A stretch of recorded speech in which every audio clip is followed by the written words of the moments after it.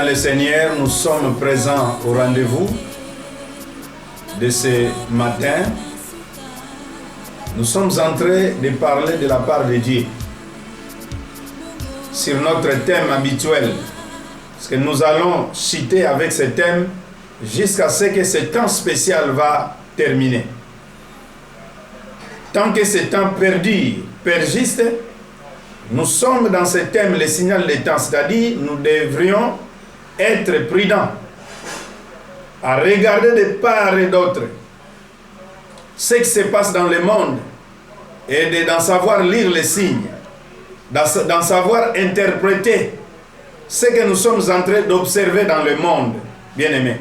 Parce que nous ne sommes pas comme le monde n'a point Dieu. Le monde n'a pas l'œil d'interpréter les choses, de voir les choses de la manière de Dieu. Mais nous, chrétiens, vous, croyants, vous avez quand même l'intelligence, le Saint-Esprit vous inspire à comprendre beaucoup de choses. Tout ce qui se passe dans ce monde, il y a un langage que nous pouvons insinuer, le langage de Dieu, le langage des signes. C'est pourquoi, avant d'entrer dans le vif du sujet de ce matin, nous allons prier le Seigneur, qui nous donne la force et l'intelligence. Prions. Seigneur mon Dieu, mon roi, je te bénis pour l'opportunité que tu nous accordes ce matin. Je te bénis parce que tu as disposé nos cœurs pour que nous puissions écouter ta parole. Et voilà que nous sommes ensemble, Seigneur notre Dieu, avec les gens qui me suivent, même ceux qui vont me suivre après. Laisse que nos cœurs soient disposés et que nos esprits soient les terrains d'attente où tu vas descendre pour communiquer à nos âmes, pour que nos âmes soient sauvées dans le nom de Jésus-Christ. Je te bénis parce que tu es en train de repousser tout ce qui n'est pas de toi. Ta présence exclut la présence du mal. Le diable est en dehors de cette émission. Le diable est en dehors de ce lieu. Parce que c'est ta présence qui prime ici. Que cette parole de ce matin puisse être une parole qui sauve, une parole qui guérit, une parole qui console, une parole qui apporte l'aide à tout chacun de nous qui va écouter cette parole. Merci mon Dieu pour tout ce que tu fais pour nous et pour la disposition de ton esprit pour nous aider. Dans le nom de Jésus, ainsi nous avons prié. Amen. Bravo, bravo mes bien-aimés. Partagez ces vidéos aux autres amis. Je pense que ça sera bien bénéfique pour nous tous parce que c'est la parole de Dieu. La fois passée, nous avions lu un verset. Jean chapitre 4, 35. Notre verset générique. Jean chapitre 4, verset 5. 4, verset 35. Ne dites-vous pas qu'il y a encore 4 mois jusqu'à la fin? Jésus est en train de reprocher aux croyants, aux chrétiens, aux disciples, aux pharisiens, qui disaient qu'il reste encore 4 mois. Jésus dit, ne dites-vous pas qu'il reste encore 4 mois. C'est un reproche qu'il est en train de leur faire. Vous qui dites qu'il reste encore 4 mois, ne faut pas dire cela. Il reste encore 4 mois. Oui, maman. Voici, je vous l'ai dit. Voici, je vous l'ai dit. Levez les yeux. Levez les yeux et regardez. Les champs qui déjà blanchissent. Les champs qui déjà blanchissent. Oui. Pour la moisson. Bien aimé. Vous savez que Dieu c'est un moissonneur. Il nous a donné la semence. La Bible nous dit, c'est lui qui donne la semence au semeur. Qui est le semeur? C'est vous qui êtes le semeur, chers serviteurs de Dieu. Chers enfants de Dieu, vous avez reçu la semence de Dieu. Vous avez reçu la parole de Dieu. Nous sommes tous des semeurs, c'est-à-dire, Dieu, lorsqu'il nous donne la semence, c'est pour semer. Mais avant de semer cette semence, il faut que nous puissions ensemencer, c'est-à-dire défricher les champs. Préparer les champs, parce que cette église dont nous sommes en train de parler, c'est une église qui a une promesse d'enlèvement. Dieu prendra cette église. Dieu va enlever cette église. Maintenant, Dieu a remis la semence au semeur. Mais le semeur, qu'est-ce qu'il dit? Il reste encore 4 mois, il y a encore du temps. C'est-à-dire, nous ne sommes pas en retard, il y a encore du temps. Nous pouvons dormir, nous pouvons être dans la distraction. Jésus-Christ, ce qu'il reproche sur son peuple, qui reproche les croyants, les chrétiens, il dit ceci. Ne dites-vous pas que vous, il y a encore 4 mois qui nous restent? Regarde, levez vos yeux, vous allez voir que les champs qui blanchissent déjà, c'est le temps de la moisson. C'est-à-dire, Dieu est prêt de moissonner. Mais est-ce que Dieu a son inquiétude? Quand il viendra, il moissonnera une grande quantité. Parce que pour que Dieu moissonne une grande quantité, il faut que nous nous appliquions au travail. Il faut que nous travaillions. Mais il s'avère que nous sommes dans la distraction. Nous disons qu'il reste encore 4 mois. Et nous avions dit la fois passée, les 4 mois, Jésus-Christ l'a commencé au temps de Noé. Lui, il est venu annoncer une année de grâce du Seigneur. Et cette année est étalée en 3 phases. Et ces 3 phases, nous avons le temps de Noé, nous avons le temps de Lot et nous avons le temps de Jésus-Christ. La grâce de Dieu s'est manifestée à travers la parole de Dieu qui était prêchée au temps de Noé. Les gens n'ont pas voulu écouter la parole de Dieu. C'est pourquoi les gens sont morts en masse. Il n'y a que Noé qui s'est sauvé avec sa famille. Au temps de Lot, il y a même la parole de Dieu est annoncée, les anges sont venus pour annoncer la grâce de Dieu à travers la parole de Dieu qui était annoncée. Mais les hommes de Sodome et Gomorrhe n'ont pas voulu écouter. Ils ont laissé louper cette occasion de la grâce de Dieu. Bien-aimés dans le Seigneur. Et beaucoup de gens sont morts. Il y a seulement Lot et ses enfants et sa femme. Sa femme était sortie. Mais nous voyons que la femme est restée tout près du Gomorrhe, du Sodome et Gomorrhe. Pourquoi? Parce qu'il a regardé en arrière. C'est cette église où nous sommes aujourd'hui. Une église qui avance tout en regardant en arrière. Une église qui avance, qui sort du Sodome et Gomorrhe. Mais il y a des fois, nous regardons en arrière. Nous avions bien commencé. Mais nous regardons en arrière, c'est-à-dire les choses que nous avions abandonnées, les choses que nous condamnions. Dans les temps passés, nous reprenions ces choses, nous adoptons ces choses pour valeur. Et pourtant, ce sont des valeurs négatives qui n'avantagent pas l'Église, mais qui désavantagent l'Église, mes bien-aimés. Jésus-Christ a la peur, il a la crainte de savoir que ce qui s'est passé du temps de Noé se passera de même en son temps. Ce qu'il est en train de constater, parce qu'au temps de Noé, les gens aussi étaient distraits. C'est-à-dire quand Noé prêchait les 4, le chiffre 4, c'est-à-dire 4. Si vous prenez les 4 de Noé, vous prenez les 4 de Lot, vous prenez les 4 de Jésus-Christ, comme nous venons de lire. Ne dites-vous pas qu'il reste encore 4 mois? Dès que Jésus est venu, les disciples pensaient que le temps est arrêté. Non, Jésus était venu, le temps est en train de courir à sa fin. Vous comprenez, chers serviteurs de Dieu? Comprenez ceci. Ça va guérir notre église, ça va guérir notre assemblée. L'assemblée des saints. L'assemblée des rachetés, de ceux qui sont appelés par Dieu, d'hériter le royaume de Dieu un jour. Et il disait, il reste encore du temps. Et pourtant, il ne savait pas quand est-ce que Dieu pouvait faire entrer Noé dans l'arche pour qu'il ferme l'arche. Même au temps de Lot, la grâce était annoncée, la parole était annoncée. Le chiffre 4, c'est la parole. Si vous prenez les 4 de Noé, les 4 de Lot, vous prenez les 4 de Jésus-Christ, ça fait 12. C'est-à-dire une année. Une année, c'est ça le langage. Jésus-Christ dit, le temps de la grâce ne dure qu'une année. C'est-à-dire c'est un langage. Je ne dis pas que notre une année de janvier jusqu'en décembre, je ne dis pas ça. Mais c'est un langage déterminant. Que le temps de grâce un jour va terminer. Ce n'est pas un temps indéterminé, c'est un temps qui terminera, mes bien-aimés. Vous comprenez ça? Mais Jésus-Christ, en regardant les gens, la façon dont ils sont en train de se comporter, il se rend compte que ce qui s'est passé du temps de Noé se passera de même. Parce qu'aujourd'hui, les gens, les serviteurs, les enfants de Dieu, ils disent qu'il nous reste encore 4 mois pour la moisson. Jésus-Christ dit, non, ne dites-vous pas ça.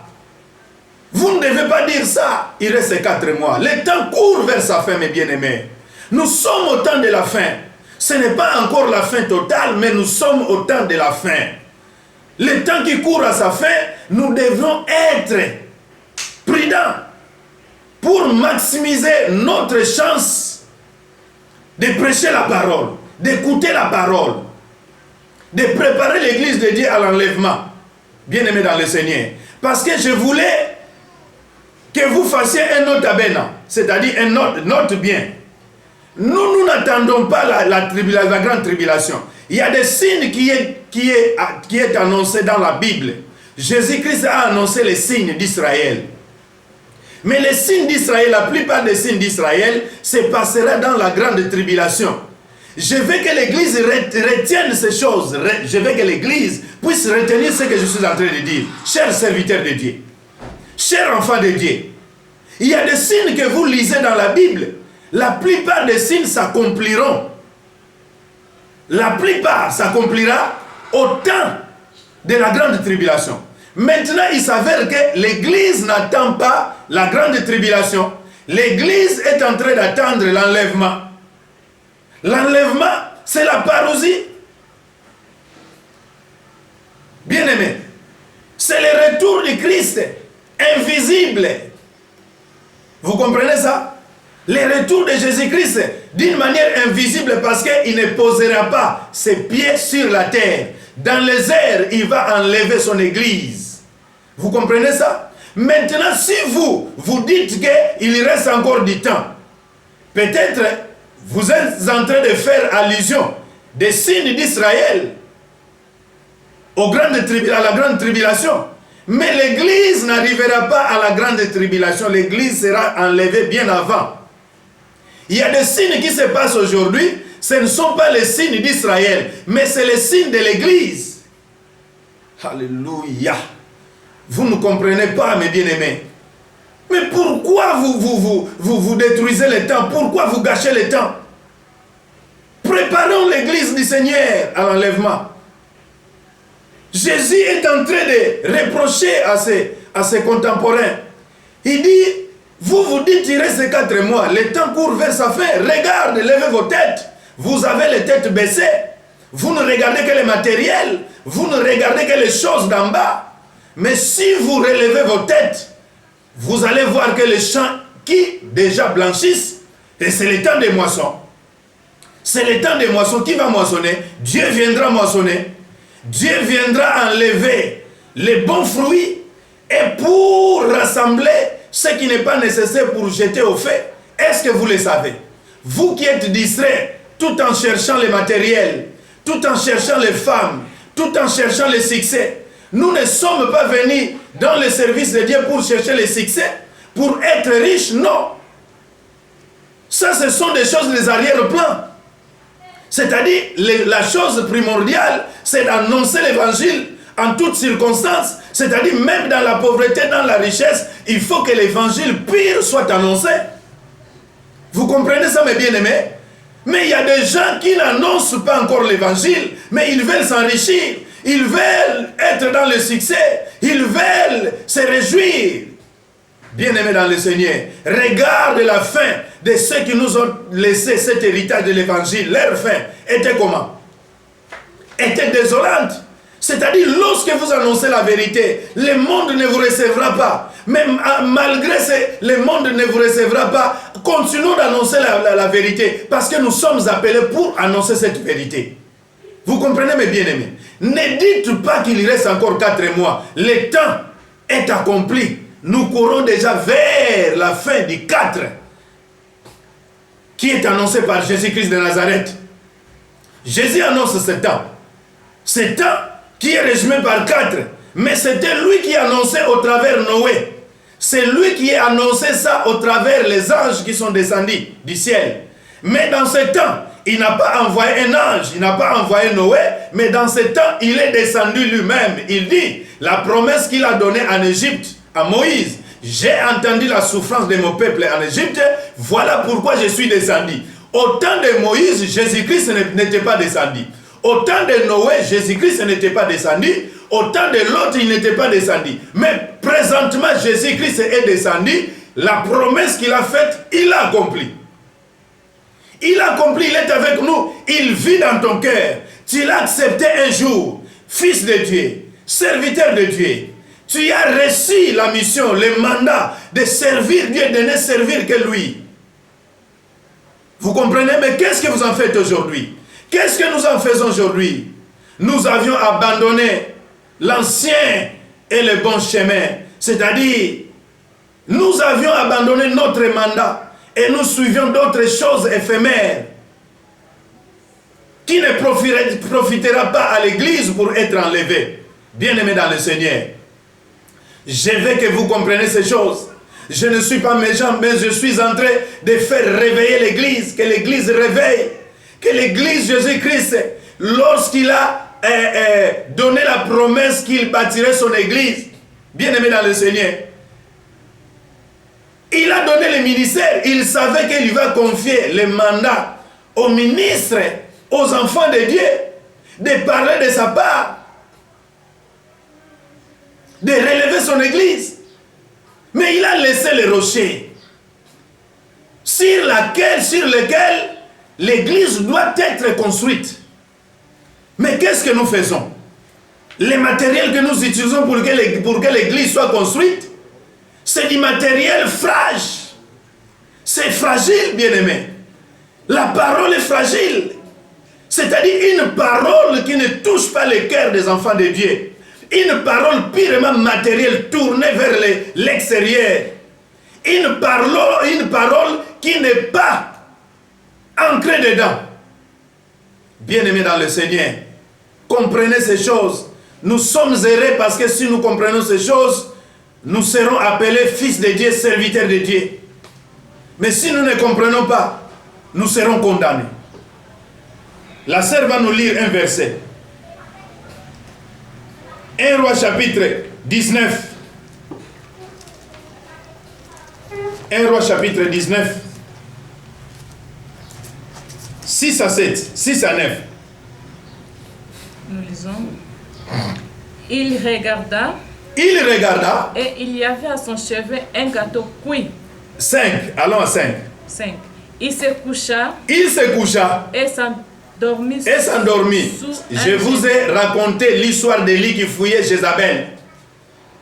Élie, après avoir égorgé 450 prophètes de Baal, alors ce prophète de Baal était le prophète de Jézabel. Vous comprenez ça? Oui, maman. Et voici un ange le toucha. Voici un ange pendant qu'il fouillait. Dans sa fuite, il dormait quelque part. Lorsqu'il dormait, voici un ange le toucha.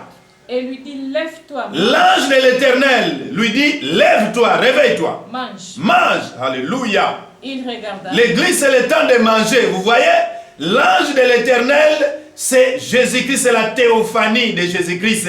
C'est-à-dire Jésus-Christ dans l'Ancien Testament. Maintenant, c'est Dieu qui confie la mission à Élie. Il dit, c'est vrai que tu as égorgé les 450 prophètes de Baal. Tu as bien fait. Aux serviteurs de Dieu, c'est-à-dire aux pasteurs, aux docteurs, aux prophètes, aux évangélistes, aux enseignants. Mange. Mangez, chers serviteurs de Dieu. Si vous ne mangez pas, l'hécatombe arrivera. Vous ne résisterez pas. Oui, maman. Il regarda. Il regarda. Et il y avait à son chevet un gâteau cuit. Regardez, le gâteau, ce n'est pas Élie qui a préparé ça. Il y avait encore quoi? Sur de pierres chauffées. Sur des pierres chauffées. Et une cruche d'eau. Une cruche d'eau, regardez bien. Il y avait le gâteau cuit que Élie pouvait manger, mais il ne savait pas d'où venait ce gâteau. C'est l'ange de l'Éternel qui apportait ce gâteau. Il avait aussi un cruche d'eau. C'est l'ange de l'Éternel qui apporte le cruche d'eau. Oui, maman.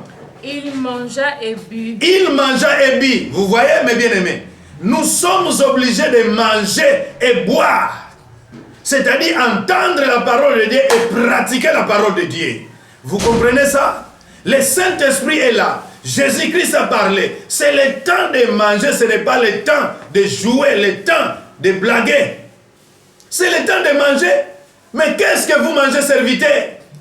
Regardez, après avoir mangé cet homme de Dieu, qu'est-ce qu'il a fait? Oui, maman. Puis se recoucha. Lorsqu'il a mangé, au lieu de bien manger, lui, il n'a pas bien mangé. Il a laissé son gâteau, il a laissé l'eau que l'ange lui a apportée. Et pourtant, l'ange, la nourriture qu'il a apportée au prophète Élie, c'était la nourriture suffisante pour qu'il mange, pour continuer son chemin. Mais lui, il a mangé seulement peu de nourriture, il a bu seulement peu d'eau, et puis il s'est redormi. Oui, maman. L'ange de l'Éternel vint une seconde fois. L'ange de l'Éternel, écoutez-moi bien, l'ange de l'Éternel, ce n'est pas un autre, ce n'est pas un simple ange, c'est Jésus-Christ dans l'Ancien Testament. C'est la présence de Jésus-Christ, c'est la manifestation de Dieu lui-même. L'ange de l'Éternel qui lui dit, mange. Au lieu de bien manger, il a mangé peu. Il a mangé peu. Au lieu de bien boire, il a bu peu. Et l'ange de l'Éternel qui vient pour la seconde fois, regarde ce qu'il dit. Les toucha et dit. Les toucha et dit. Lève-toi. Lève-toi de nouveau. Mange. Mange de nouveau. Car le chemin est trop long. Car le chemin est trop long pour toi. Bien-aimés, les enfants de Dieu, vous savez que le chemin est trop long pour nous. Aujourd'hui, tu peux être chrétien, mais est-ce que demain tu continueras à être chrétien? Pour être chrétien pour toujours jusqu'à ce que Jésus-Christ va venir, il faut bien manger, il faut bien boire. Si vous ne buvez pas, si vous ne mangez pas bien, bien-aimé, vous ne résisterez pas. Parce que le diable est en train d'envoyer un vent fort, si fort, de telle manière que c'est lui qui ne mangera pas bien sera obligé de laisser le chemin. Vous comprenez ça, mes bien-aimés? Le chemin est trop long pour toi, serviteur de Dieu. Le chemin est trop long. Combien de gens qui ont commencé à servir Dieu, mais aujourd'hui, ils se sont écartés du droit chemin. Vous savez pourquoi? Parce qu'ils ne mangent pas suffisamment. Vous ne lisez pas la Bible. Vous ne méditez pas. Vous ne priez pas assez. Vous êtes à tout moment les yeux braqués sur les réseaux sociaux. Vous regardez ce qui se passe dans le monde, mais vous ne voulez pas avoir des informations sur le royaume des cieux.